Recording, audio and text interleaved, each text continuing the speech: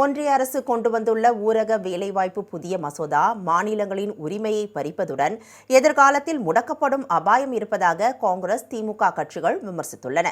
நாடாளுமன்ற வளாகத்தில் பேட்டியளித்த காங்கிரஸ் பொதுச் செயலாளர் பிரியங்கா காந்தி, 100 நாள் வேலைவாய்ப்பு என்பது 125 நாட்கள் என உயர்த்தப்பட்டுள்ளது வெறும் கண்துடைப்பு நாடகம் என்றார்.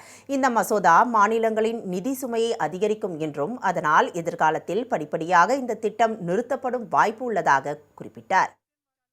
इसका हम पूरी तरह से विरोध करेंगे और एकदम ठोस विरोध करेंगे। सब पार्टियां, हमारी जितनी भी पार्टियां, सब सहमत हैं। इस बिल से मनरेगा ख़त्म होने जा रहा है।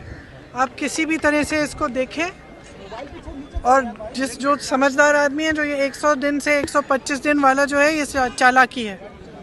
अगर इस बिल को कोई भी पढ़ेगा 100 நாள் வேலைவாய்ப்பு தொடர்பான ஒன்றிய அரசின் புதிய மசோதா நாடு முழுவதும் உள்ள கிராமப்புற மக்களுக்கு எதிரானது என திமுக எம்பி கனிமொழி குறிப்பிட்டுள்ளார்.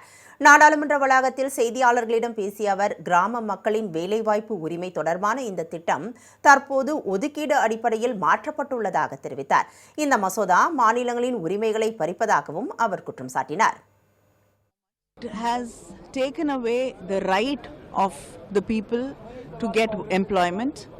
The bill was bought as a demand-based bill, and now today they have made it into a allocation-based bill. So the union government will decide whether they want to give employment to somebody or not, and they can decide which part of the country needs employment.